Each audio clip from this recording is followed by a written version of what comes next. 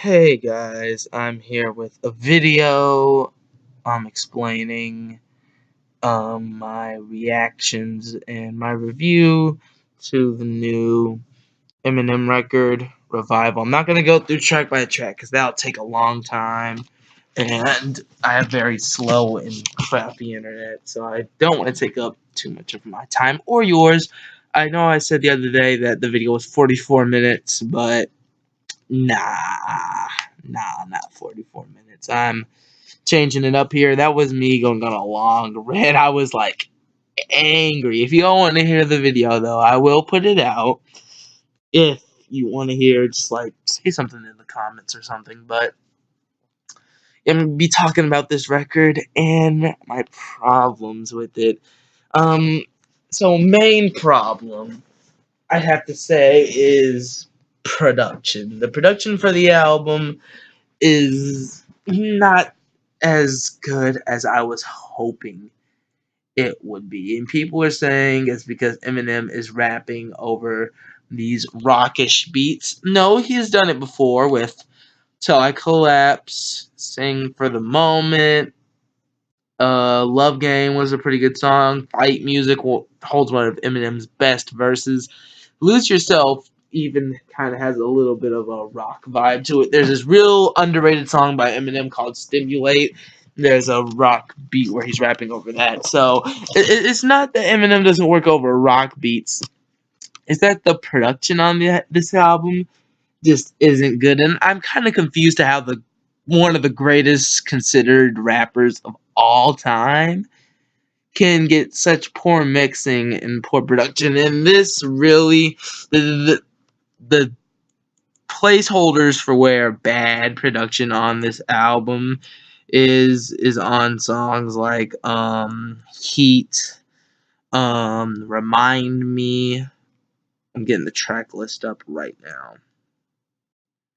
Okay, yeah, just the badly produced songs on this album would be Nowhere Fast, Needed Me, Bad Husband, even though it is a song I do like. It's poorly produced, with the little how come, and like the X Ambassadors don't even really hurt me too much on the song, but the little it doesn't work there. If you heard the song, then you have an idea of what I'm talking about. That dumb stuff. But yeah, this album just isn't too greatly produced. The first part of Untouchable could most definitely been produced better. Yeah, production wise, this album is probably worse than Encore, and I mean that wholeheartedly. I mean, Encore didn't have M's best beats, so far from M's best beats. But production wise, this is Eminem's worst album. Like, if you were a guy who just looked at production on albums and you were an Eminem fan, this would probably be your least favorite out of all of them. Um, and another thing that kind of ticks me off about this record is M kind of knows our problems with him. On Walk on Water, he addresses, you know, how people are, how he's getting clowned and frowned on. Um, and the problem is, this is everything I haven't liked about Eminem. I'm not saying that I haven't been liking Eminem, but everything that I just haven't really been caring about his music, just shoved into one nice package. One nice package. It's all wrapped in there, and that kind of annoys me because he knows the problems that everyone's having with his music, yet track after track after track is just executing these problems that people have been having with his music over the past couple of years. And another problem I'm having with the album, um, some of M's subject matter for me is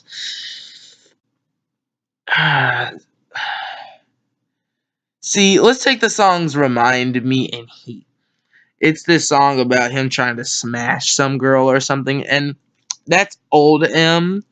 And me personally, I don't need to hear old M. Do you understand what I'm saying? I don't necessarily need to hear about him like trying to smash some girl or how her booty is heavy, like diarrhea. That stuff I don't want to hear. And there's some pretty bad puns on this album. Song Like Home featuring Alicia Keys. He says we're in a really hard what did he say? He said something like we're in a really hard pickle to deal with. Yeah, that's what he said. A really hard pickle to deal with. And another it's the bad puns that M is just throwing in these songs to make them not good. Like, take for instance the songs like Toy Soldier, Stand, Sing for the Moment. Let's see, I know he had some other older serious songs. Say Goodbye to Hollywood. Those songs. He didn't really need puns. He didn't need to throw jokes in there.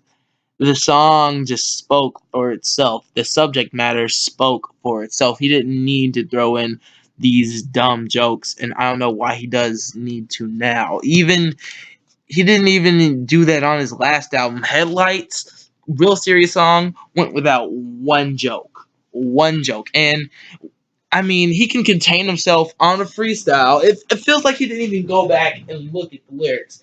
Because he can contain himself at a freestyle from making a joke. I'm talking about the Trump one. Yeah, he can do that. But whenever he's actually writing down the lyrics, he couldn't just go without making. Like, do you get what I'm saying? Like, these puns aren't necessary. And the thing I don't like about this song, about Donald Trump, see, the BET cipher actually came with valid points. It sounds like in this song, he just doesn't know. Like, I'm not saying he doesn't know what he's talking about, because he does, but it sounds like he he's not putting in enough detail as he did in the BET cipher. Are you understanding what I'm saying?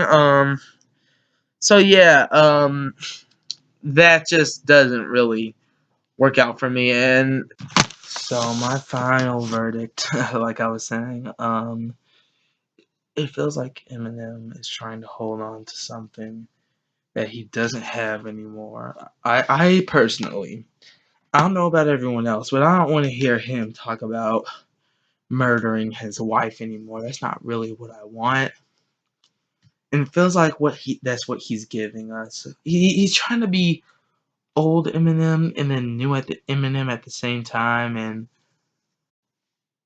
that's just not really what's working for him. So I'd like to hear a newer, fresher Eminem.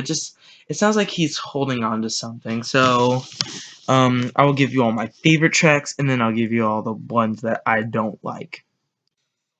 Um, as far as like my 5 favorite tracks will go, that would be Walk on Water, um, Framed, Offended, Castle, and A Rose. I really do love those 2 songs. And then we have the worst songs. Really, there are no horrible songs. That's the thing. Everything else is just okay. Those 5 songs right there are amazing. And I'll go into depth about those 5 songs, so I can give this album a little bit of credit where credit is due, because it most definitely deserves it on Walk on Water. In my opinion, one of M's best songs since Marshall Mathers LP2. Probably, yeah, it's one of the best songs off this album, easily. But yeah, he was, like I said, going and talking about his career, and I know I'm gonna sound like a little bit of a hypocrite, but I really do like Framed, because I get Relapse vibes, and I don't know, hearing this album has honestly made me appreciate and go back to some of the tracks on Relapse. I mean, besides his kind of annoyingish voice, but like I can kind of gloss over that, the album isn't that bad. It's kind of like Revival in some ways, if I'm being honest. Um,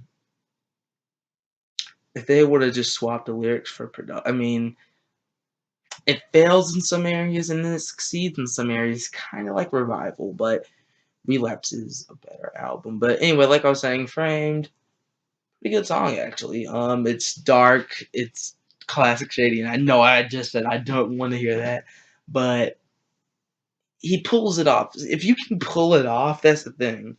If you can pull it off well enough, I'll enjoy it. I mean, even if I say I don't want to hear something, if it's pulled off well enough, anything can be enjoyable if you do it right, if we're being honest.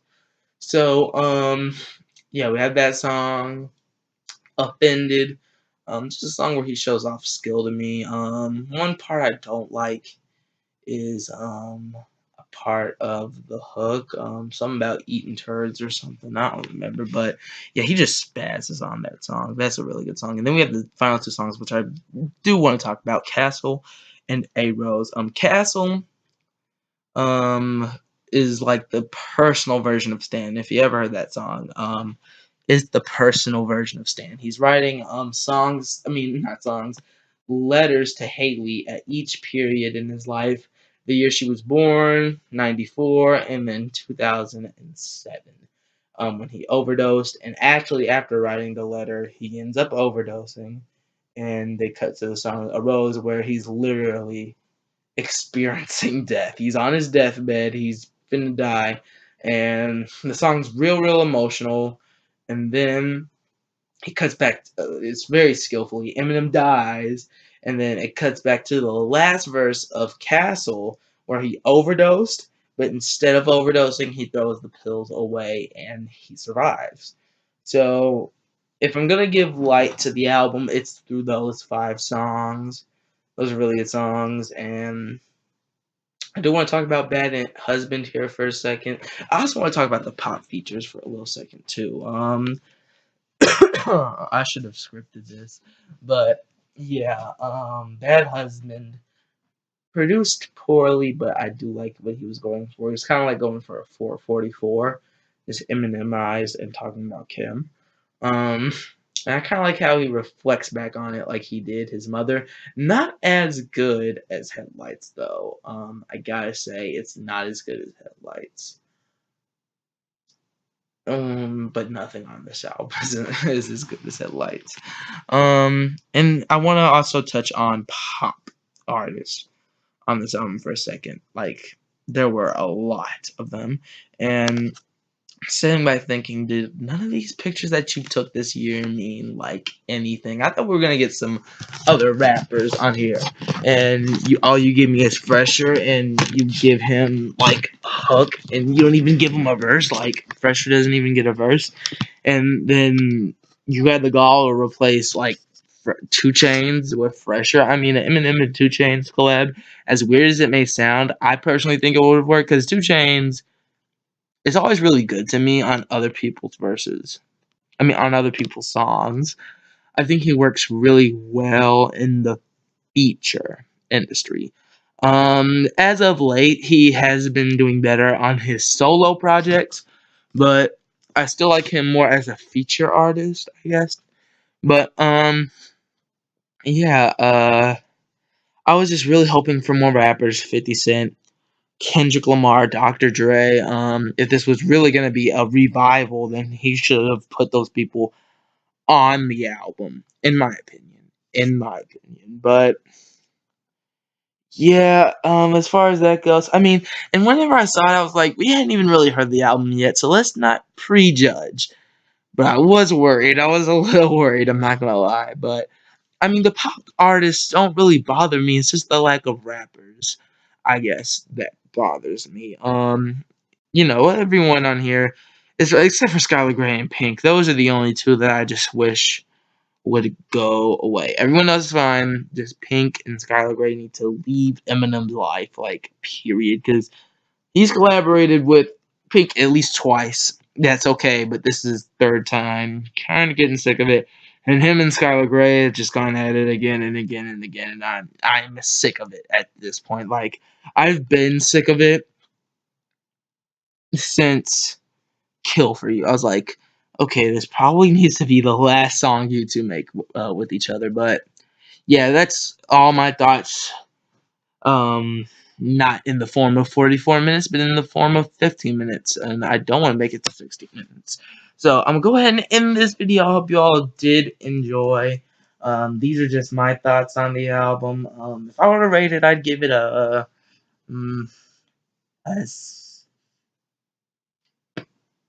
4 out of 10. So I'll see you guys later in another video. I think my next video might be Ski Mask Book of Eli reaction, and I'll see you all later. Peace.